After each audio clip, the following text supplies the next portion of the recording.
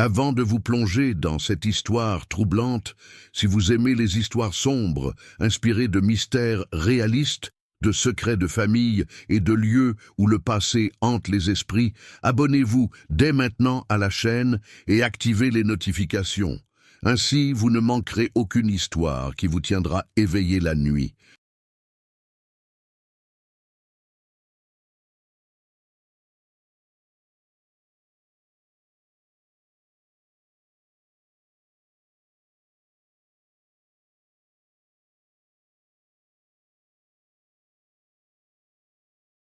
Tout au long de ce récit, vous découvrirez que tous les manoirs ne recèlent pas seulement de la poussière et de vieux souvenirs.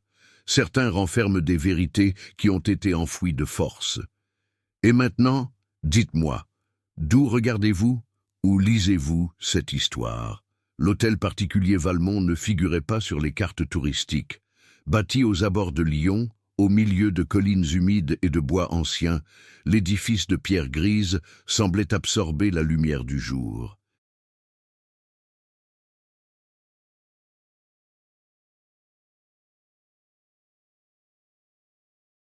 Aucune rénovation récente n'était parvenue à effacer cette impression d'abandon qui imprégnait les murs, comme si le lieu respirait de lui-même. Pendant des décennies, la famille Monroe avait préservé la propriété du monde extérieur, cultivant une réputation de richesse discrète et de silence absolu. Claire Montereau revint au manoir après 15 ans d'absence.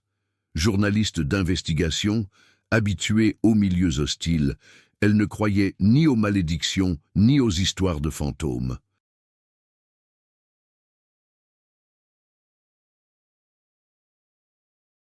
Pourtant, dès qu'elle franchit le portail rouillé, elle ressentit un malaise immédiat, non pas de la peur, mais l'étrange impression d'être observée. La raison de son retour était simple et officielle.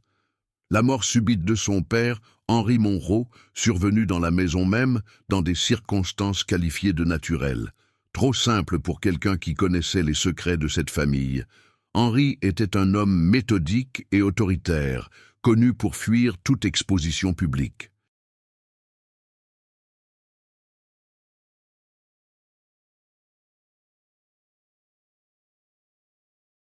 Durant l'enfance de Claire, il imposa des règles strictes quant aux pièces du manoir accessibles.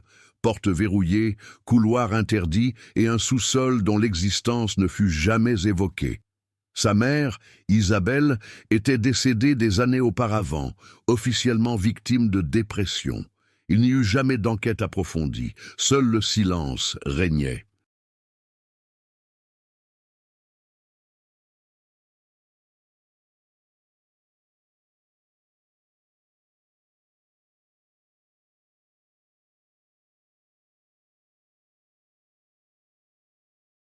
L'antagonisme de l'histoire ne se manifestait pas immédiatement sous une forme humaine, mais imprégnait la structure même du manoir et le comportement de ceux qui y demeuraient.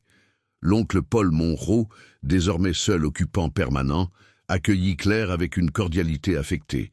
Ses gestes étaient retenus, sa voix toujours basse, comme s'il craignait d'être entendu par quelque chose au-delà des murs.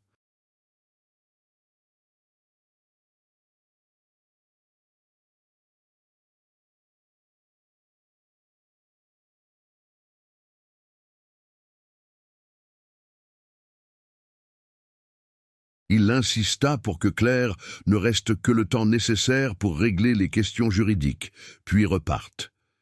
Cette précipitation éveilla aussitôt des soupçons. Dès la première nuit, le manoir révéla sa nature inquiétante. Le plancher grinçait sans qu'on y prête attention, les portes bougeaient et une odeur métallique émanait de certains couloirs. Claire enregistra mentalement tout, refusant d'admettre qu'il s'agissait simplement d'une vieille maison.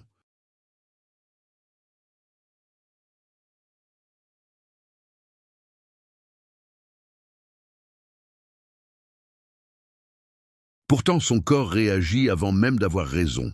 Tension dans les épaules, respiration difficile, sommeil fragmenté. Le conflit principal a commencé à se dessiner non pas par des confrontations directes, mais par le refus de la famille de permettre toute enquête. Des documents avaient disparu. Le testament du père contenait d'étranges clauses limitant l'accès de Claire à certaines ailes de la propriété. Toute tentative d'éclaircissement se heurtait à des esquives.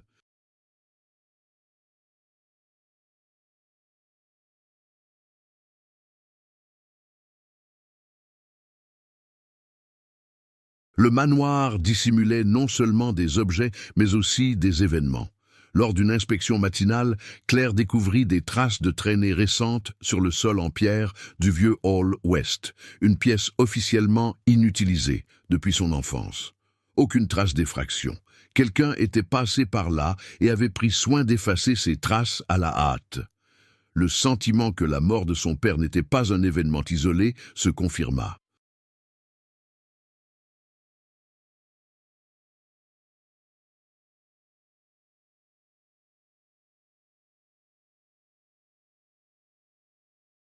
Le mystère central demeurait entier. Que se passait-il exactement dans ce manoir pour justifier des décennies de silence, d'isolement et de contrôle? Et pourquoi tous semblaient-ils plus terrifiés par la possibilité d'une révélation que par la mort elle-même? Claire décida de rester, non par héritage, ni par chagrin, mais par conviction. Le manoir de Valmont n'était pas qu'un décor, il était complice. Et tout indiquait que plus elle enquêterait, plus la maison réagirait.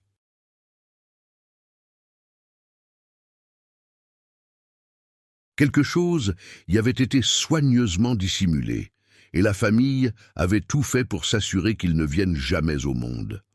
Le manoir se dressait sur une colline discrète de Provence, à l'écart des sentiers battus et entouré de vieilles vignes qui semblaient toujours souffrir de la sécheresse. Les vignes poussaient de travers, leurs feuilles jaunies même en pleine saison, comme si la terre refusait de se développer pleinement.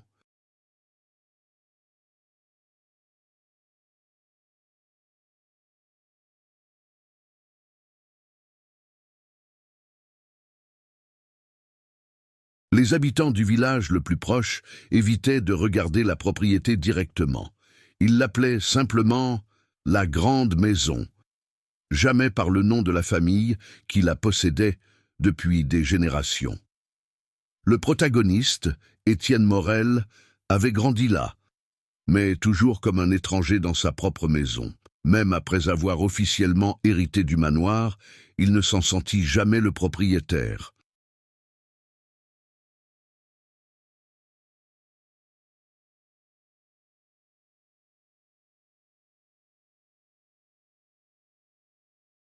Chaque couloir imprégnait une atmosphère de surveillance silencieuse, comme si les murs absorbaient les secrets et les lui rendaient sous forme de malaise.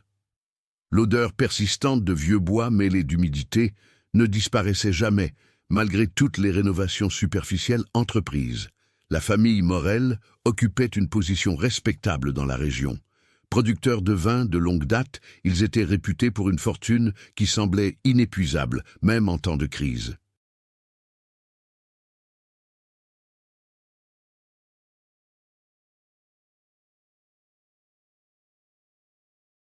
Pourtant, nul ne pouvait expliquer précisément comment cette richesse avait pu se maintenir au fil des siècles. Les documents historiques ne mentionnaient les Morel que de façon vague, comme s'ils avaient été délibérément effacés des archives officielles. Madeleine Morel, la tante d'Étienne, veillait officieusement sur la maison. Veuve, silencieuse et d'une rigueur implacable, elle connaissait chaque porte, chaque craquement du plancher.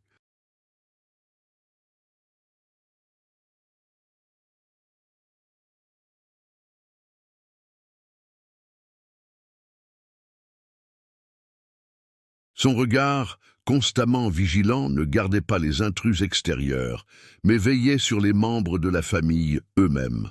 Elle n'entrait jamais dans certaines pièces après le coucher du soleil et, interrogée, elle changeait de sujet avec une précision chirurgicale. L'antagoniste de l'histoire ne se présentait pas de manière claire ni humaine. Il se manifestait par des absences, des incohérences dans le comportement familial et des décisions toujours prises en marge de la raison.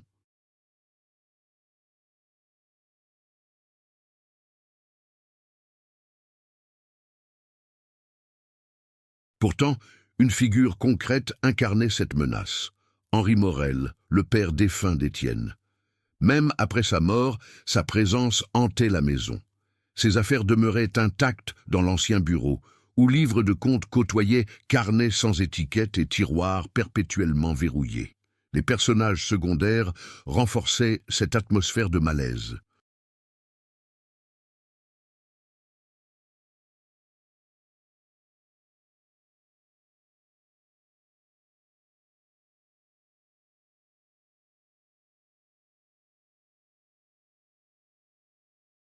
Claire Dubois, historienne locale engagée pour aider Étienne à organiser les archives du domaine, remarqua des incohérences dès les premiers jours, des dates qui ne correspondaient pas, des noms répétés sur plusieurs générations, des actes de naissance incomplets.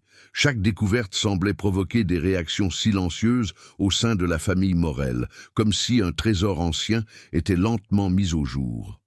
Le village voisin donnait une dimension supplémentaire au récit.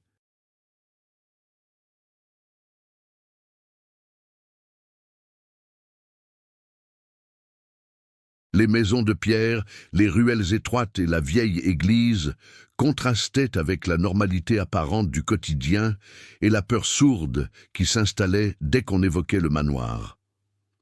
Les habitants traversèrent la rue à la vue d'une personne liée à la famille, non par hostilité, mais par instinct de survie. Culturellement, cette histoire puisait ses racines dans la tradition française d'héritage familial, d'honneur et de silence.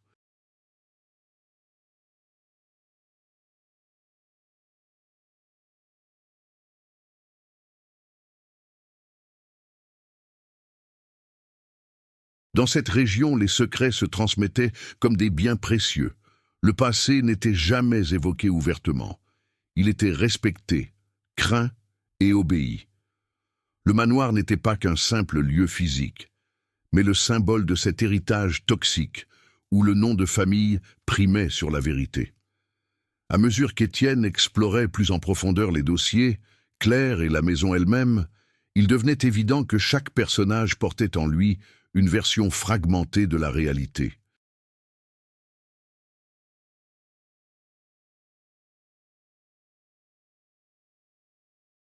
Personne ne mentait ouvertement, mais chacun dissimulait quelque chose. Et plus le protagoniste s'approchait de la véritable histoire du manoir, plus l'atmosphère réagissait. Des portes se fermèrent d'elles-mêmes. Le silence devenait oppressant, et le sentiment d'être observé s'intensifiait. Rien ne semblait ouvertement surnaturel. La terreur provenait de la cohérence troublante entre les comportements, les omissions et l'architecture de la maison.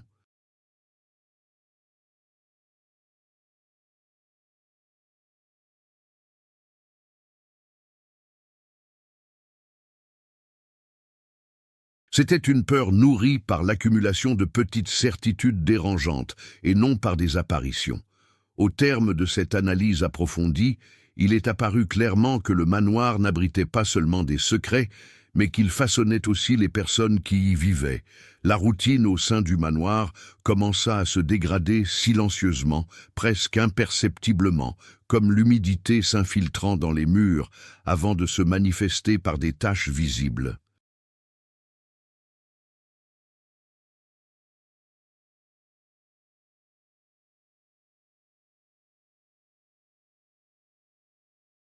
Après les premiers signes étranges apparus plus tôt, la famille se montra plus prudente, mais aussi plus tendue.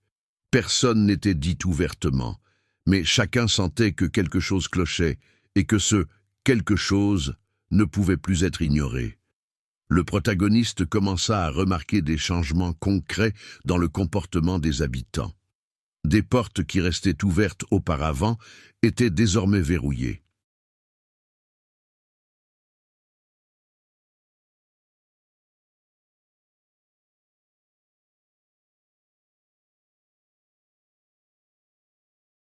Des couloirs jadis éclairés étaient inexplicablement plongés dans l'obscurité.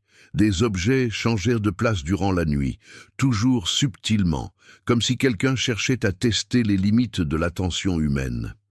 Il n'y avait pas de confrontation directe, seulement le sentiment croissant d'être observé.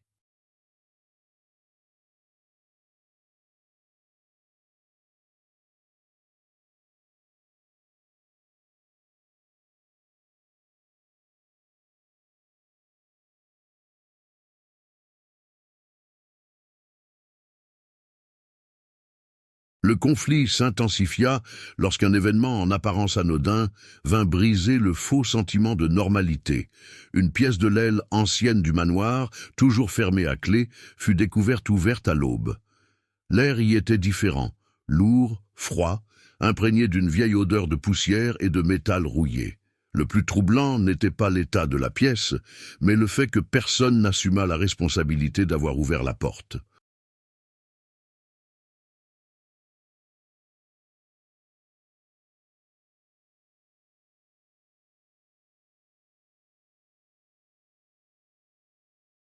À partir de ce moment, de véritables obstacles commencèrent à surgir. Des documents importants disparurent. De vieilles photographies révélèrent des détails insoupçonnés, des visages flous, des ombres là où il ne devrait y avoir personne, des empreintes de mains sur les vitres.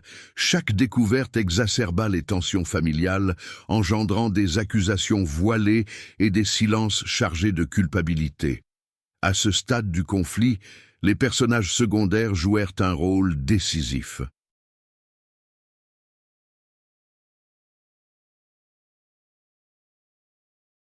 Un parent âgé, jusque-là presque ignoré, fit preuve d'une connaissance excessive du manoir. Il savait quels couloirs éviter la nuit, quelles histoires taire pendant les repas, et quelles questions ne jamais poser.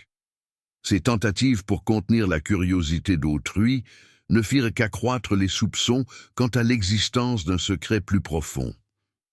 L'antagonisme cessa d'être uniquement extérieur ou surnaturel. Il commença à se manifester au sein même de la famille.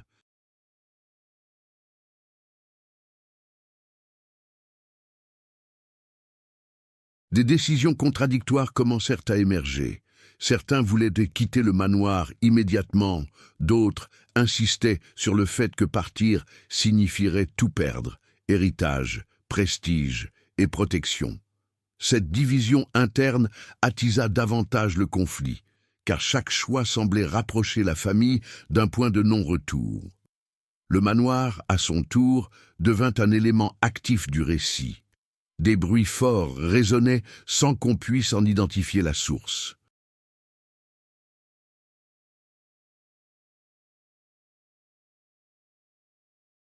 Le plancher grinçait même quand personne ne marchait.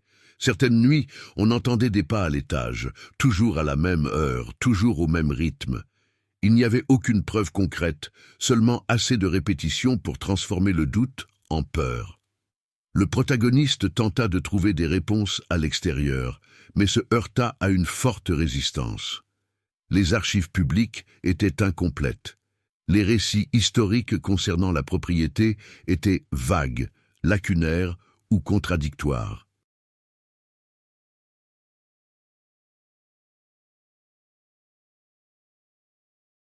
Plus il enquêtait, plus il devenait évident que des pans entiers de l'histoire avaient été délibérément effacés. Ce blocage extérieur renforçait son sentiment d'être piégé. Le conflit ne semblait trouver aucune issue. Au fil des événements, le conflit émotionnel s'intensifia.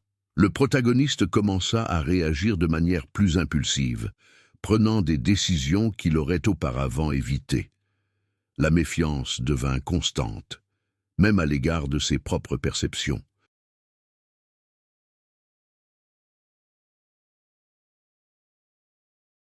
La peur ne provenait plus seulement de ce qui pouvait se trouver dans le manoir, mais aussi de la possibilité de perdre le contrôle de sa propre réalité. Chaque nouvel obstacle révélait une nouvelle facette du conflit principal. Le passé de la famille n'était pas seulement honteux ou criminel, il semblait encore bien présent, exigeant d'être reconnu. Le silence imposé depuis des générations commençait à peser lourd et le manoir devenait le théâtre de ce fardeau.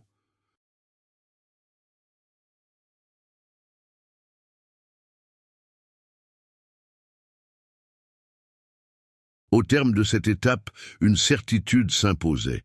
Ignorer les signes n'était plus envisageable. Le conflit, autrefois latent, était devenu inévitable. Il fallait affronter la situation, même si personne ne savait encore précisément de quoi il s'agissait, ni quelles en seraient les conséquences. Le manoir français cessa d'être un simple décor oppressant pour devenir un organisme vivant et vibrant, empli d'intentions cachées.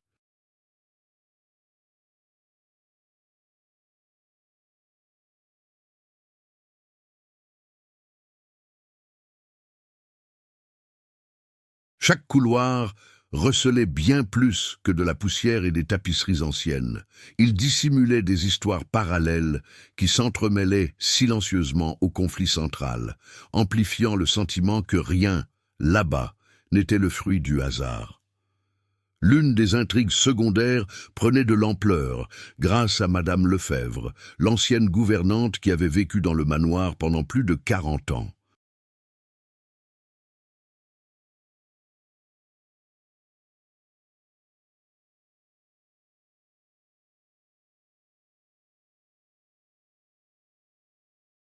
Toujours discrète, elle semblait savoir précisément où poser le pied pour éviter certains craquements du plancher et quelle porte ne jamais ouvrir après le coucher du soleil. Ses étranges habitudes attiraient l'attention. Chaque soir, à 23h17 précise, elle allumait une bougie devant un petit autel improvisé dissimulé dans l'ancien garde-manger. Elle ne priait pas. Elle se contentait de contempler la flamme, comme si elle attendait quelque chose ou quelqu'un.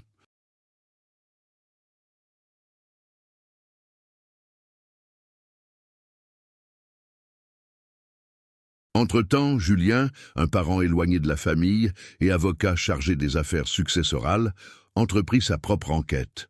Officiellement, il analysait de vieux documents afin de régulariser la succession du manoir. Officieusement, il recherchait des preuves que certains décès survenus des décennies auparavant n'étaient pas accidentels.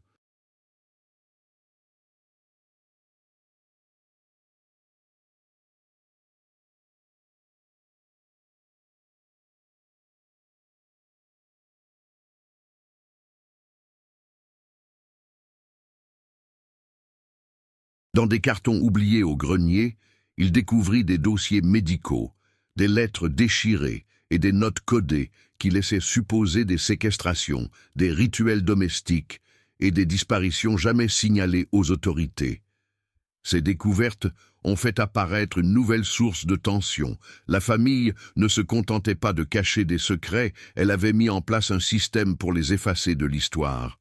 Une autre intrigue secondaire émergea du village voisin du manoir.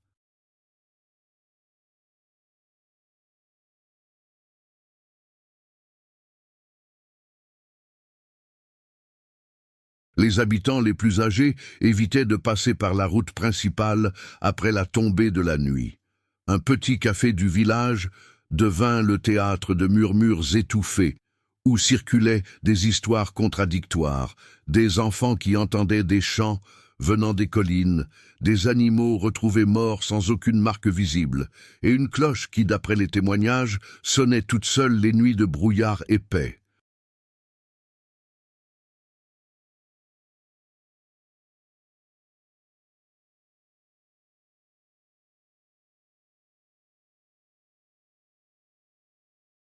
Ces récits, en apparence folkloriques, commencèrent à corroborer de façon troublante les événements qui se déroulaient à l'intérieur du manoir. Entre-temps, le protagoniste remarqua que certains objets changeaient de place sans raison apparente. Un vieux portrait, toujours de travers le matin, présentait désormais de petites fissures dans le verre, comme si quelque chose cherchait à s'échapper de l'intérieur.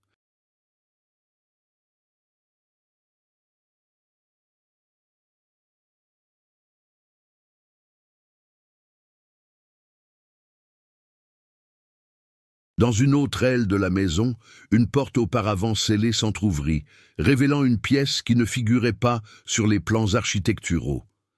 À l'intérieur, des marques sur les murs indiquaient que quelqu'un avait compté les jours ou les nuits. La pression du temps commençait à se faire sentir. La famille organisait une grande réunion pour célébrer une date symbolique liée à la fondation du manoir.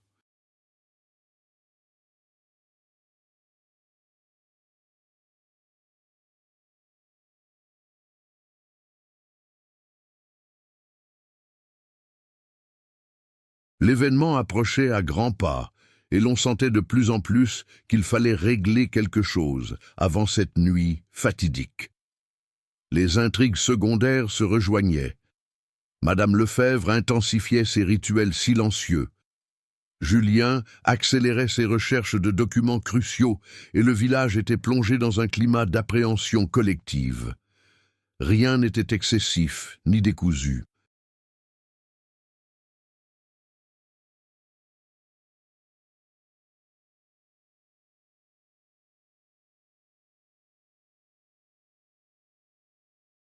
Chaque élément secondaire contribuait à resserrer l'emprise psychologique, renforçant l'idée que le manoir exigeait quelque chose en échange de son silence prolongé. Les récits parallèles ne rivalisaient pas avec l'intrigue principale. Ils la nourrissaient, la rendant plus dense, plus suffocante. À la fin de cette étape, il était clair qu'aucune de ces intrigues secondaires ne pouvait rester en suspens.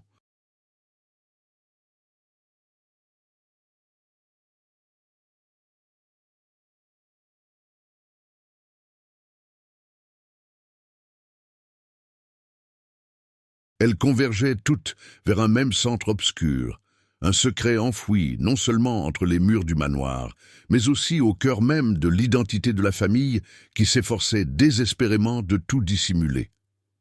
Le changement s'est opéré presque imperceptiblement, comme si le manoir lui-même décidait de se dévoiler juste assez pour qu'on ne puisse plus l'ignorer.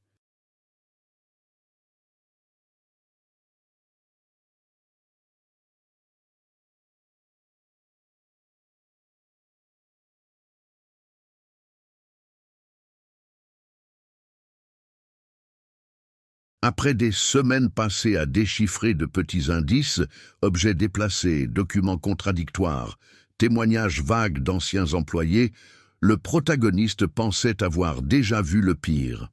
Il se trompait.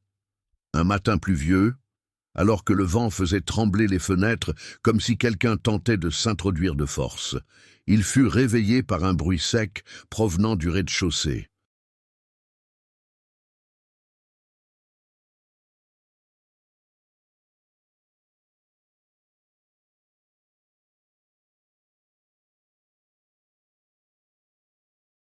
Ce n'était ni le craquement habituel de la vieille maison, ni le craquement du bois qui se dilate sous l'effet de l'humidité. C'était un impact délibéré, répété et rythmé. Quelque chose tombait ou était jeté. Muni seulement d'une lampe torche, il descendit les marches de pierre menant à l'ancienne chambre des domestiques, un lieu que la famille évitait d'évoquer et qu'elle gardait toujours fermé à clé. La porte, qui jusqu'alors avait résisté à toute tentative d'ouverture, était entr'ouverte.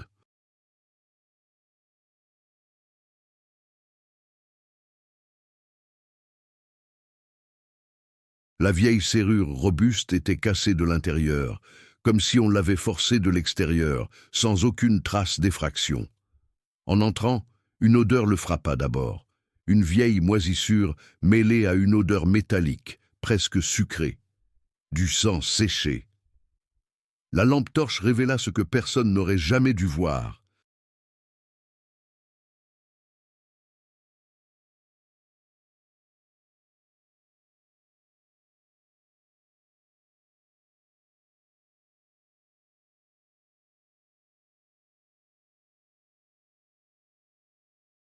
Au centre de la pièce, partiellement recouvert d'une bâche en décomposition, se trouvait un ensemble d'objets soigneusement disposés. De vieux vêtements d'enfants, des petites chaussures alignées, un carnet relié cuir et des instruments médicaux obsolètes. Tout semblait agencé méthodiquement, non pas comme une cachette de fortune, mais comme un hôtel silencieux. Au contact du carnet, tout bruit cessa brusquement dans le manoir. Plus un souffle de vent, plus un craquement, un silence absolu.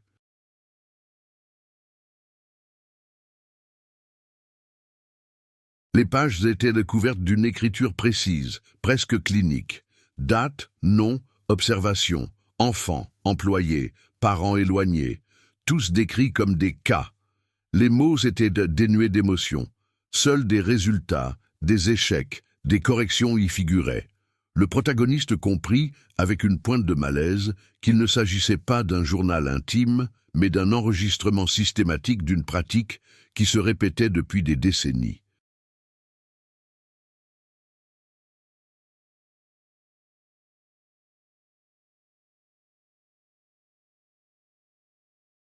C'est alors qu'il a trouvé le nom qui n'aurait pas dû s'y trouver, le nom de famille, non pas en tant qu'observateur, mais en tant qu'auteur. La révélation fut immédiate et dévastatrice. Le manoir n'était pas seulement le théâtre de secrets, il en était l'instrument. L'isolement, les couloirs dérobés, les pièces sans fenêtres, tout avait été conçu pour dissimuler des pratiques qui ne devaient jamais être révélées au grand jour.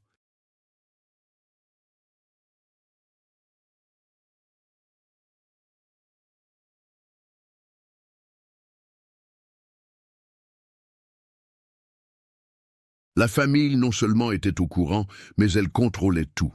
Avant qu'ils puissent réagir, des pas résonnèrent à l'étage. Ni pressés, ni furtifs. Des pas calmes et assurés, comme ceux de quelqu'un qui n'avait pas peur d'être découvert. La lampe torche tremblait dans sa main tandis qu'il se cachait derrière une vieille bibliothèque. Une silhouette apparut sur le seuil. Un membre de la famille. Quelqu'un qui avait toujours paru discret, presque insignifiant.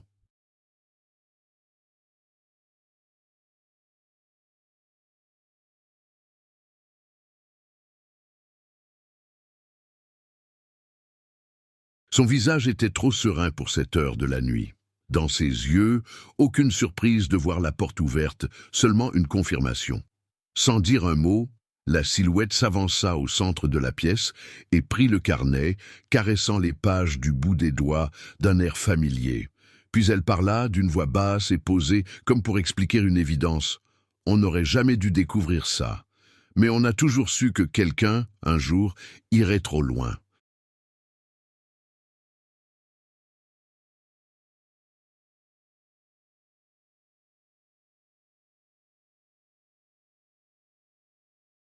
Le protagoniste ressentit le poids de la révélation non seulement comme de la peur, mais aussi comme une compréhension tardive. Tout prenait sens à présent. Les disparitions jamais élucidées, les documents falsifiés, les histoires étouffées. Le manoir n'abritait pas de fantômes. Il était le théâtre de conséquences. Avant qu'on ne puisse le voir, il recula lentement, sentant la pierre froide lui transpercer les vêtements.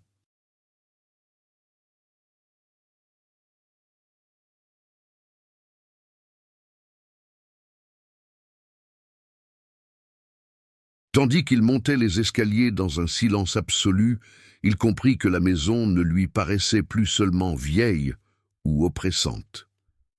Elle semblait vivante. Cette nuit-là, il devint évident qu'il ne s'agissait plus de découvrir la vérité. La vérité avait été révélée. Le danger résidait désormais dans la survie. À l'aube, la porte du hall était de nouveau verrouillée. La serrure était intacte. Aucune trace de ce qui avait été vu.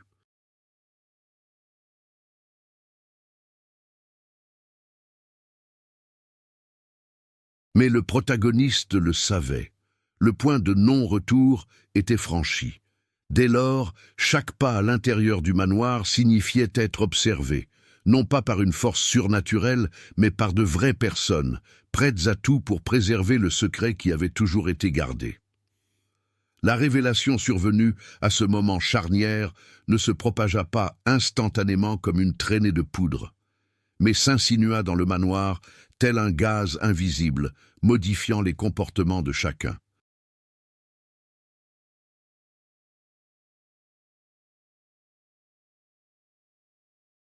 Rien ne semblait plus tout à fait pareil, même si les meubles étaient restés à leur place et que les couloirs demeuraient longs et silencieux. La différence résidait dans les gestes, infimes, presque imperceptibles, qui trahissait l'impact profond de la découverte. Le protagoniste commença à agir avec une prudence calculée.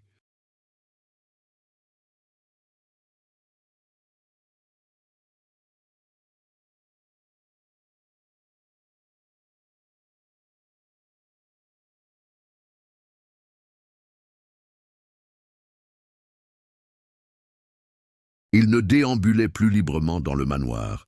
Il choisissait ses itinéraires, évitait certains couloirs et laissait toujours les portes entr'ouvertes, comme s'il avait besoin d'une échappatoire permanente.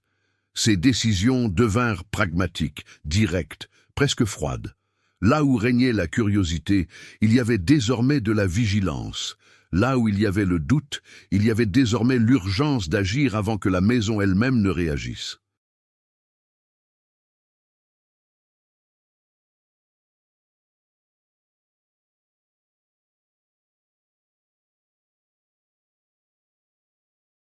La famille, à son tour, se fragmenta en comportements contradictoires.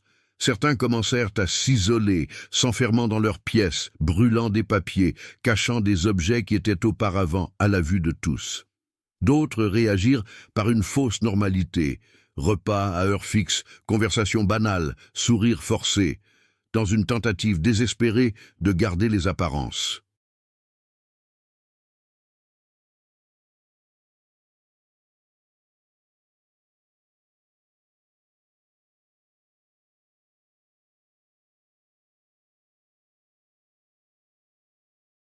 Ce contraste rendait l'atmosphère encore plus oppressante, comme si la maison observait chaque geste et enregistrait chaque mensonge. Les réactions émotionnelles ne s'expriment même pas par des mots, mais par des actes impulsifs. Une porte claqua violemment. Un verre se brisa dans l'évier sans explication. Une ampoule fut arrachée du plafond en pleine nuit. Chaque geste révélait la peur grandissante que le secret ne puisse plus être contenu.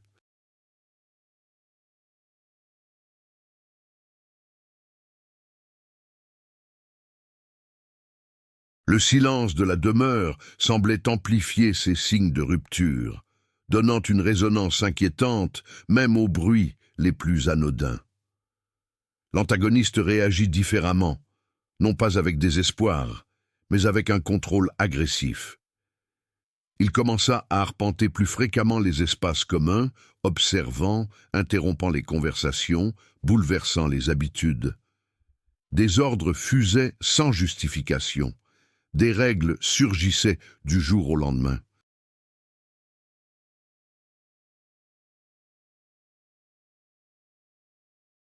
Cette tentative de réaffirmer son pouvoir révéla sa fragilité, le rendant plus prévisible, et par la même occasion, plus dangereux.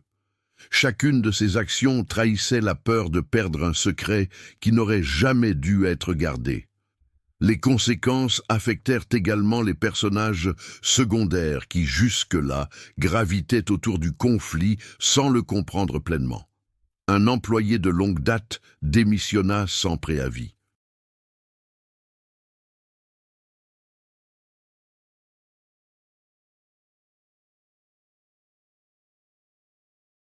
Un parent éloigné quitta le manoir prématurément, laissant derrière lui des valises inachevées. Ces départs soudains créèrent un vide inquiétant, renforçant l'impression que la maison expulsait ceux qui ne pouvaient plus supporter son poids. Le protagoniste commença à réagir directement à ces changements. Il se mit à consigner des horaires, à observer des schémas et à accumuler des objets en apparence insignifiants. Il ne s'agissait pas de réflexion, mais d'une préparation silencieuse.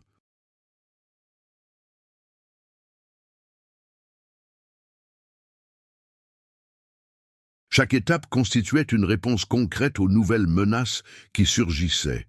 Le manoir cessa d'être un simple décor et devint un champ de force en perpétuelle mutation, exigeant des décisions rapides et définitives. La nuit, les réactions s'intensifiaient. Des lumières restaient allumées dans des pièces vides. On entendait des bruits de pas à l'étage, alors que personne ne dormait. Des portes étaient trouvées ouvertes au matin.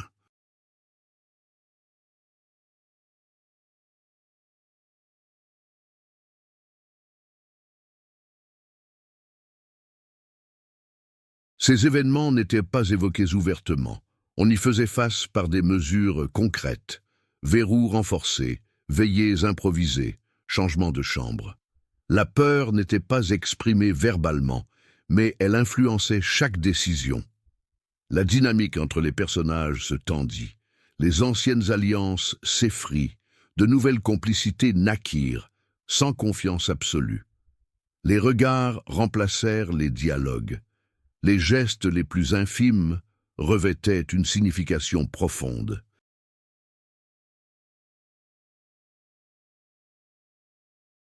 Le manoir semblait contraindre chacun à prendre position, rendant toute neutralité impossible. Quiconque ne réagissait pas risquait d'être englouti par le silence des lieux. Ces conséquences n'apportèrent aucun soulagement, elles ne firent qu'exacerber le conflit. Chaque réaction engendrait de nouvelles tensions, chaque tentative de contrôle creusait de nouvelles fissures.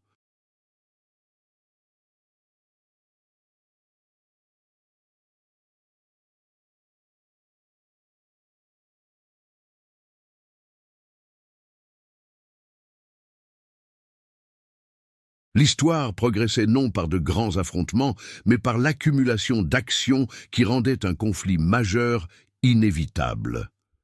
Le manoir, chargé de secrets et de culpabilité, semblait préparer le terrain pour quelque chose d'encore plus irréversible.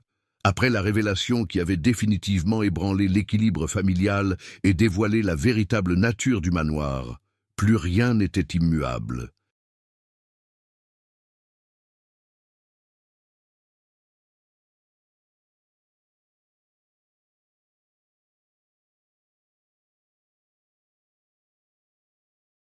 Le protagoniste n'était plus celui qui avait franchi les grilles de fer pour la première fois, guidé par la seule curiosité et la méfiance.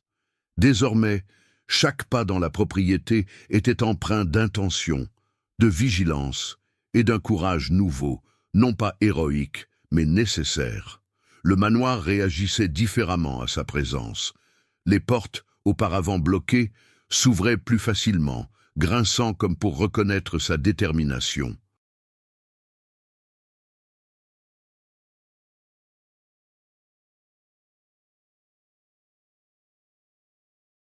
Les couloirs qui semblaient interminables révélaient désormais des raccourcis, des escaliers cachés et des passages restés invisibles jusque-là. Ce n'était pas de la bienveillance, c'était une confrontation. La maison ne le déconcertait plus. Elle le mettait à l'épreuve. Les nuits devenaient plus intenses. Les sons qui surgissaient auparavant de façon chaotique semblaient désormais organisés, presque rituels. Les pas à l'étage suivaient des horaires précis.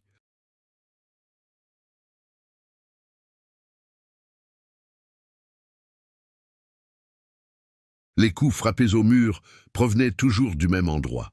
Le protagoniste commença à cartographier ses schémas, transformant la peur en observation.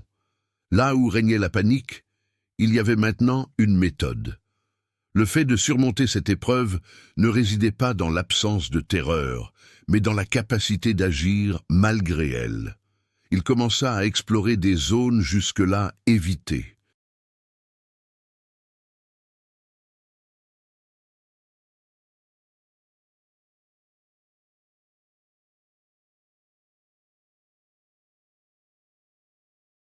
L'ancien sous-sol, partiellement enseveli après une rénovation mal expliquée dans les années 1970, devint sa priorité. Muni seulement de vieilles lampes torches trouvées dans la demeure et d'outils rouillés, il passa des jours à se frayer un chemin à travers les décombres.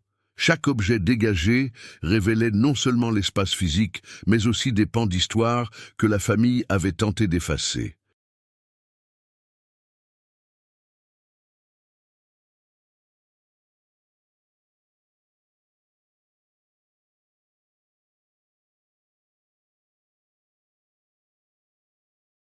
Il y découvrit des traces de tentatives d'évasion, des marques de clous sur les portes intérieures, des cordes de fortune, des morceaux de vêtements d'enfants. La terreur cessa d'être abstraite et prit des visages, des âges et des gestes désespérés.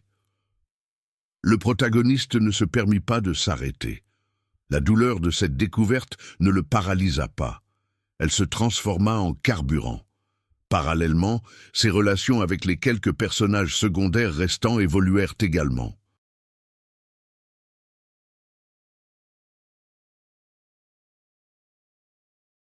Ceux qui l'avaient auparavant considéré avec suspicion commencèrent à le percevoir comme quelqu'un prêt à aller jusqu'au bout. Il n'y eut ni discours ni promesses, seulement des actes concrets.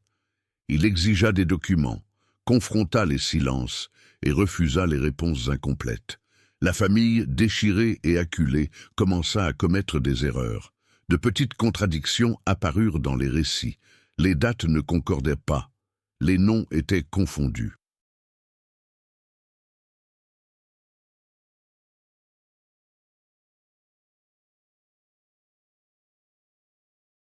Le protagoniste entreprit de tout consigner, reliant des événements qui, pris isolément, semblaient sans importance. Son évolution ne résidait pas dans la découverte de quelque chose de nouveau, mais dans l'unification de ce qui avait toujours été là. Le signe le plus évident de sa progression, cependant, est apparu lorsqu'il a affronté l'endroit le plus redouté du manoir, la pièce scellée du troisième étage. Avant, cette porte représentait la frontière psychologique de la maison.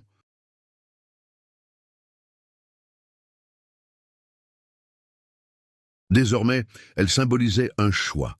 En l'ouvrant, elle ne trouva ni monstres visibles ni scènes surnaturelles exagérées.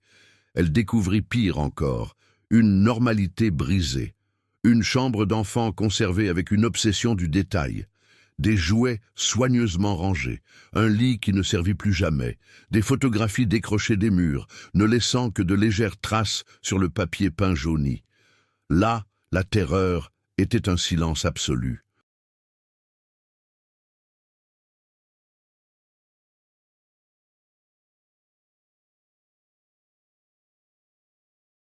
Le protagoniste resta là de longues minutes, non pas plongé dans une vaine réflexion, mais résigné. Il n'y avait plus aucun doute sur ce qui s'était passé entre ces murs, et, pour la première fois, il ne ressentit aucune peur. Il ressentit une responsabilité. À partir de ce moment, ses décisions devinrent plus directes. Il cessa de réagir aux événements et commença à les provoquer. Il modifia la disposition des objets, ouvrit des espaces clos, força la maison à révéler ce qu'elle dissimulait.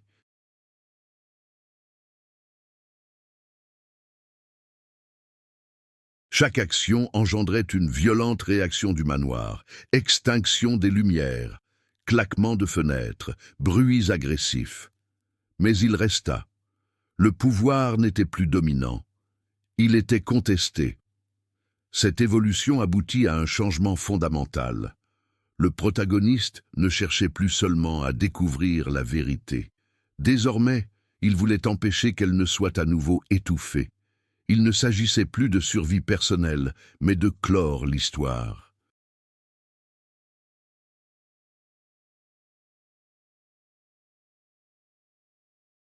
Cette maison ne pouvait plus demeurer un monument au silence. Même épuisé physiquement, accablé par la pression émotionnelle et isolé, il resta inébranlable. Il n'y avait pas de retour en arrière possible. La peur n'avait pas disparu. Elle avait simplement perdu le contrôle. Le défi fut relevé lorsque, face à un phénomène nouveau et terrifiant, il ne recula ni n'accéléra. Il se contenta d'observer, de consigner et d'avancer. La maison l'avait remarqué et préparait son ultime résistance. Le manoir ne ressemblait plus à une simple vieille bâtisse. Il était devenu un organisme vivant, comme si chaque couloir respirait au rythme des pas de Claire. Des intrigues secondaires commençaient à se tisser autour d'elle, non par choix, mais par nécessité. Le temps avait cessé d'être abstrait depuis l'arrivée de la notification officielle ce matin-là. La vente de la propriété serait finalisée dans 48 heures.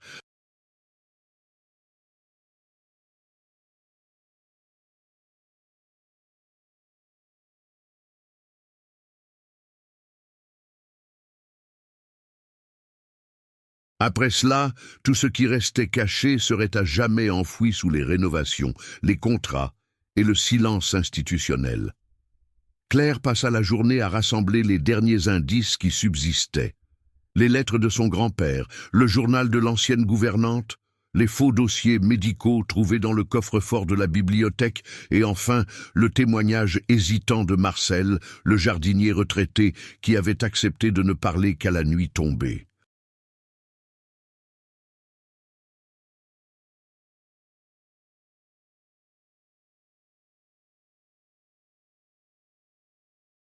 Chaque élément convergeait vers la même conclusion. La famille n'avait pas seulement dissimulé un crime, elle avait construit tout un récit social pour le perpétuer pendant des décennies. Marcel confirma ce que personne n'avait jamais mis par écrit. Dans les années 1970, un parent considéré comme instable fut enfermé à la cave pendant des mois. Non pas pour cause de démence, mais parce qu'il en savait trop. Il avait vu quelque chose, entendu quelque chose, menacé de parler.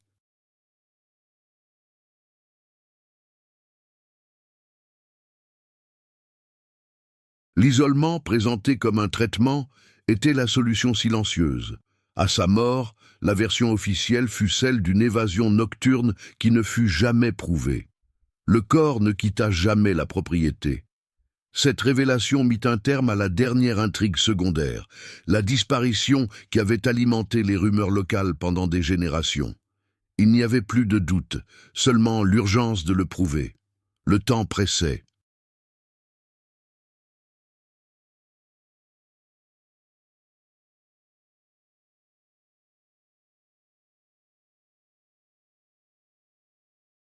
Le notaire devait arriver le lendemain matin pour l'inspection finale. Après cela, Claire n'aurait plus accès aux pièces les plus anciennes. Elle devait absolument se rendre au sous-sol condamné, celui qui figurait sur les plans d'origine du manoir, mais pas sur les plans modernes. L'entrée n'était pas à sa place, c'était prévisible. Les rénovations des années 1980 avaient fait disparaître des couloirs entiers.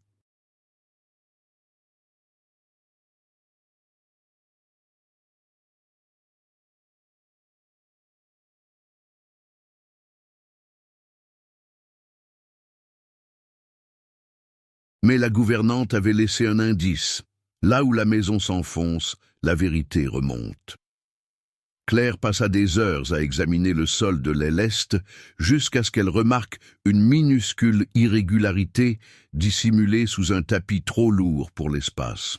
À l'aide d'outils de fortune, il souleva les vieilles planches. L'air qui s'en échappa n'avait pas une odeur de moisissure ordinaire, mais une odeur métallique, comme si elle avait été emprisonnée trop longtemps.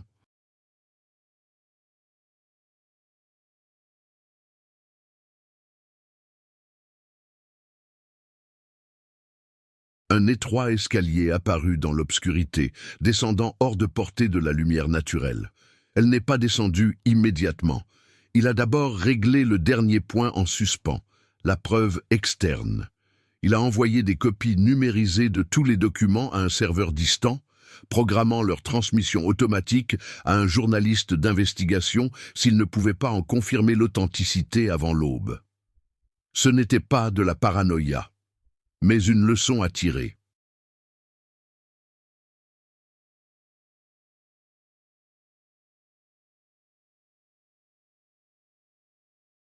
Au fil de la nuit, le manoir se montra presque hostile. Des craquements plus fréquents, des portes qui refusaient de rester ouvertes et des pannes électriques survenant uniquement aux endroits critiques. Rien de surnaturel à proprement parler, juste de quoi semer le doute. La terreur ne venait pas des fantômes, mais du sentiment que le passé continuait d'agir sous des mécanismes invisibles. Lorsqu'elle descendit enfin, chaque marche semblait mesurer le poids des décisions familiales.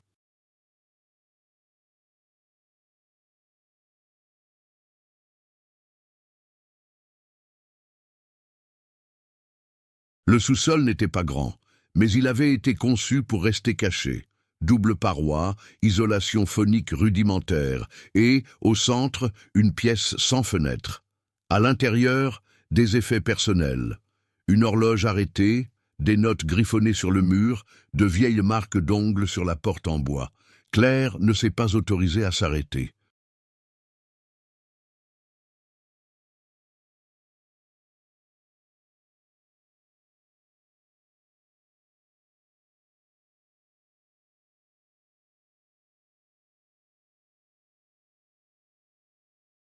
Derrière une fausse cloison, il trouva ce qu'il cherchait, des ossements humains enveloppés dans du tissu, ainsi qu'un médaillon orné des armoiries familiales. La preuve irréfutable, non seulement de la mort, mais aussi de l'appartenance. La famille n'avait pas perdu un membre, elle en avait éliminé un. Le bruit de pas à l'étage interrompit toute envie de se réjouir. Quelqu'un était entré dans le manoir, il n'aurait dû y avoir personne.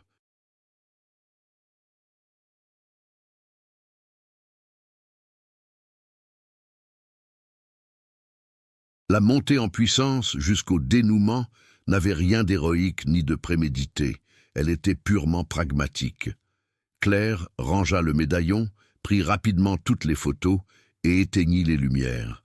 Elle monta silencieusement à l'étage, sentant la maison se refermer sur elle comme un labyrinthe conçu pour la désorienter.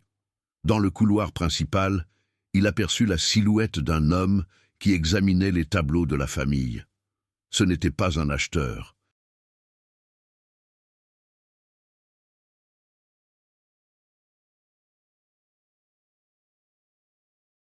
C'était quelqu'un qui connaissait les lieux, quelqu'un envoyé pour s'assurer que certaines portes restaient fermées. Là, tous les fils narratifs convergeaient, le crime, le silence, l'héritage et l'urgence. Il n'y avait plus de retour en arrière possible. Le manoir avait gardé ses secrets pendant des décennies. Désormais, la question était de savoir s'il était prêt à les révéler. L'orage s'abattit sur le manoir tel un châtiment ancestral.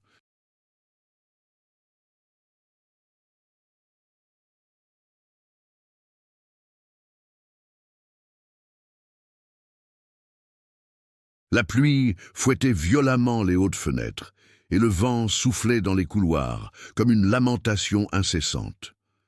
L'électricité tomba en panne, plongeant la maison dans une obscurité seulement troublée par des éclairs qui, par instants, révélaient des tableaux déformés, des tapisseries usées et des ombres qui semblaient se mouvoir d'elles-mêmes. Le protagoniste s'avança dans le couloir central, conscient qu'il n'y avait plus de retour possible.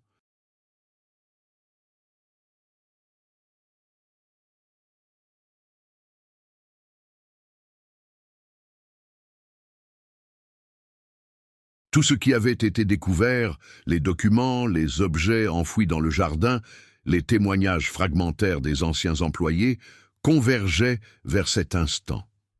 Le manoir n'était pas un simple décor pour les secrets, il en était une partie intégrante. Chaque pas résonnait comme s'il réveillait quelque chose de latent. Dans le hall principal, l'antagoniste attendait. Non pas dans l'attitude de quelqu'un acculé, mais dans un calme troublant, presque révérencieux.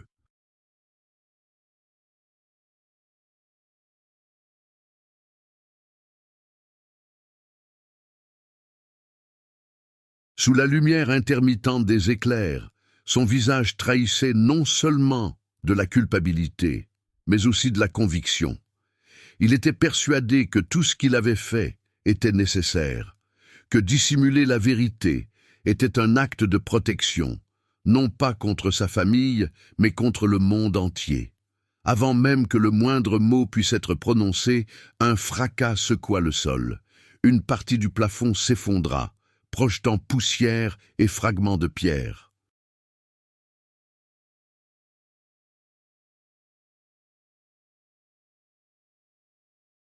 L'impact ouvrit une ancienne fissure dans le plancher, révélant l'entrée scellée qui, pendant des décennies, avait été tenue secrète, absente des plans et des archives officielles. Le cœur du manoir, enfin dévoilé. Sans échanger un regard, ils comprirent tous deux. Là résidait l'origine de toute chose. La descente était éprouvante. Des marches de pierre humides menaient à un espace souterrain où l'air était lourd et saturé de moisissures et de fer.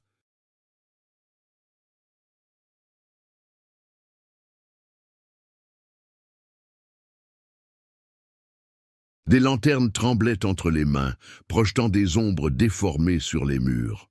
Le protagoniste ressentait le poids de la peur, mais aussi une lucidité nouvelle. C'était le seul moyen de briser le cycle.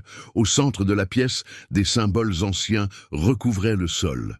Il ne s'agissait pas de symboles mystiques au sens classique du terme, mais de marques rituelles mêlées à des documents historiques, dates, noms, signatures.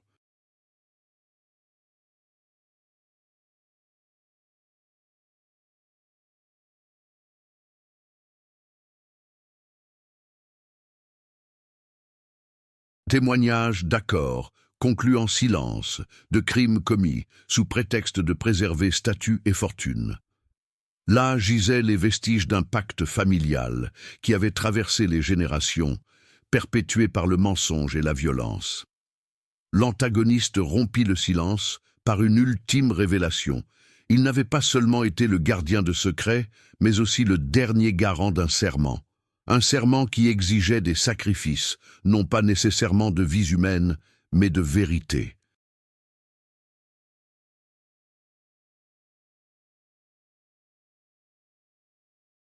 Quiconque oserait révéler ce qui s'était passé dans le manoir mettrait tout le monde en danger, car les conséquences juridiques, sociales et historiques seraient dévastatrices. À cet instant, la terreur véritable se manifesta. Non pas comme un phénomène explicitement surnaturel, mais comme la prise de conscience que le mal puisait sa source dans les décisions humaines, répétées et normalisées au fil du temps.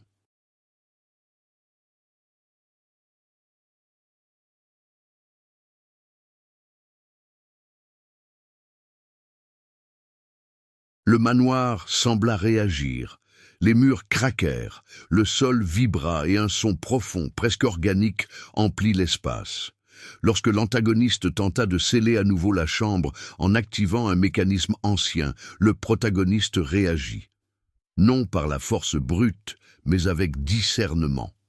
Il utilisa les preuves recueillies, documents, enregistrements, objets, et les projeta au centre des symboles, déclenchant des capteurs modernes secrètement installés.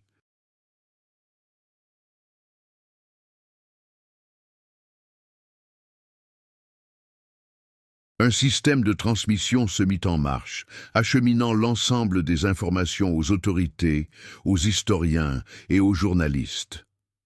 L'antagoniste s'en rendit compte trop tard. Dans un accès de désespoir, il se jeta en avant, mais une nouvelle secousse violente l'arrêta.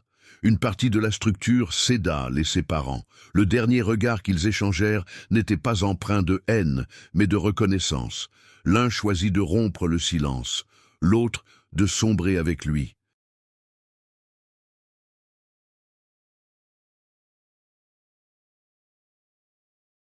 Le protagoniste parvint à s'échapper par un passage latéral lorsque l'eau commença à envahir la caméra. Le manoir gémit comme s'il résistait à la révélation de ses secrets. Dehors, sous la pluie battante, des sirènes se mirent à retentir au loin. La vérité, enfin, avait éclaté entre ces murs. En contemplant une dernière fois la façade du manoir, le protagoniste éprouva un sentiment proche du soulagement, non pas la victoire, mais l'apaisement.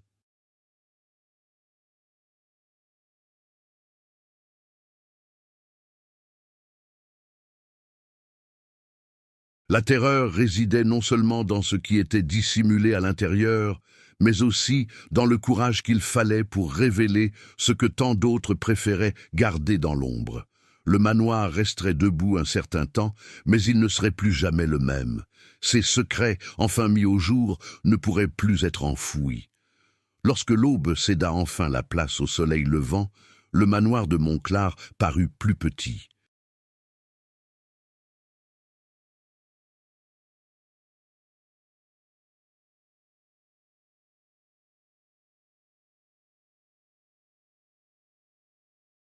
Non pas physiquement, ses murs demeuraient imposants, ses tours se détachant nettement sur le ciel gris, mais moralement.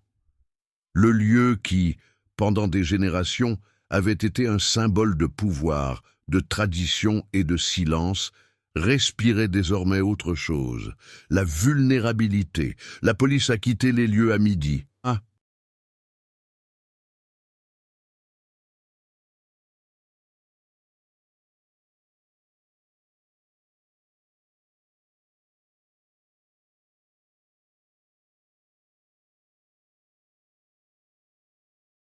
ils ont emporté des documents, des restes humains découverts sous le plancher de l'ancienne cave, des dossiers médicaux falsifiés et des objets qui semblaient tout droit sortis d'un cauchemar.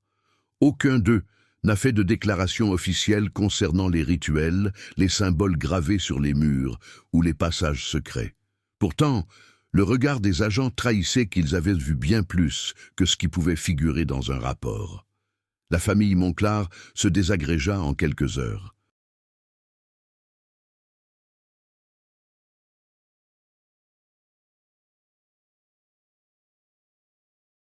Le nom, jadis respecté dans les cercles aristocratiques français, devint synonyme de calomnie.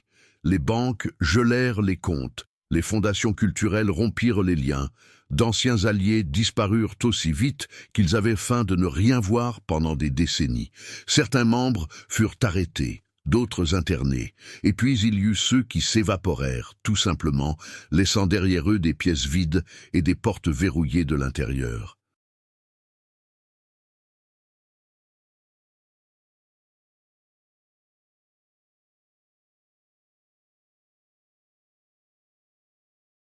Le protagoniste ne ressentit aucun soulagement immédiat. La vérité, une fois révélée, n'apporta pas la paix. Elle imposa un nouveau poids. Chaque pièce du manoir résonnait désormais d'échos différents, non plus des murmures étouffés, mais des souvenirs criants. La terreur ne résidait plus dans ce qui pourrait arriver, mais dans ce qui s'était produit à maintes reprises, sans que personne ne l'ait empêché. Les jours suivants, les journalistes se pressaient devant les grilles.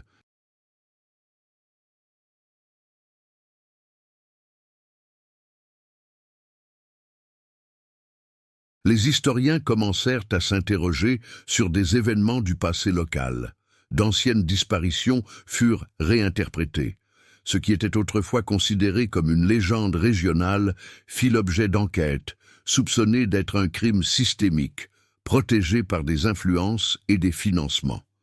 Le manoir, jadis intouchable, devint la preuve matérielle d'un héritage bâti sur la souffrance. La décision finale fut prise dans le silence. Aucun discours, aucune cérémonie.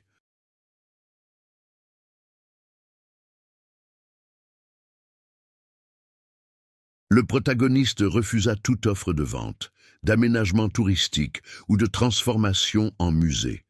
Ce lieu ne méritait aucune idéalisation. Peu après, l'État prit possession des lieux et les condamna officiellement. Les fenêtres furent scellées, les grilles soudées. Pour la première fois depuis plus d'un siècle, personne n'y dormit. Pourtant, de loin, les habitants de la région juraient avoir vu des lumières s'allumer toutes seules.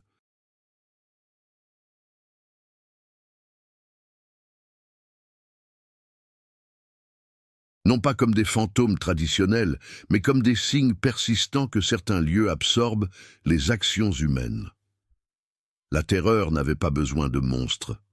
Le simple souvenir des extrémités auxquelles une famille était prête à aller pour préserver son image suffisait. En partant enfin, le protagoniste comprit qu'il n'avait pas conquis le manoir.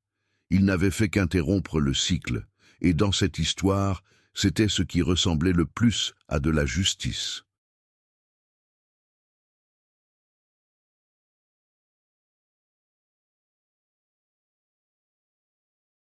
Des années plus tard, le manoir demeurait là, silencieux, restauré à l'extérieur et vide à l'intérieur.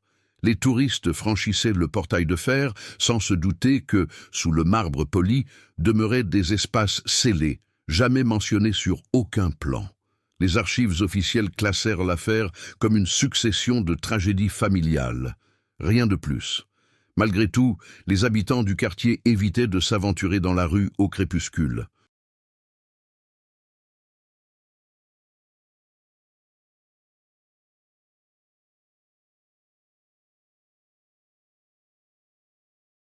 Parfois, des lumières apparaissaient aux fenêtres dont le câblage avait disparu, et ceux qui s'arrêtaient pour observer juraient entendre des pas, non pas ceux des vivants, mais ceux de secrets qui refusaient de mourir. Si cette histoire vous a captivé jusqu'ici, c'est parce que les secrets du manoir français vous ont également intrigué.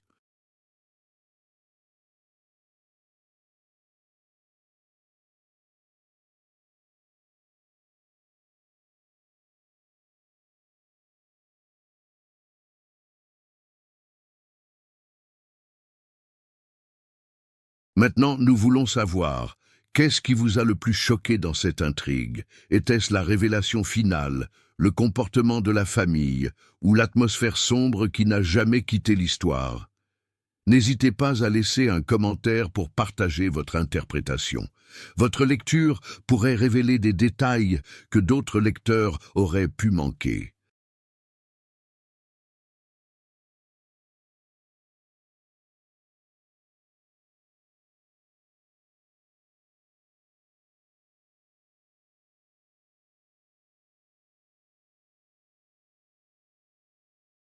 Partagez cette histoire avec tous ceux qui aiment les mystères réalistes teintés d'horreur psychologique et abonnez-vous pour ne pas manquer les prochains récits riches en secrets, en rebondissements et en vérités cachées.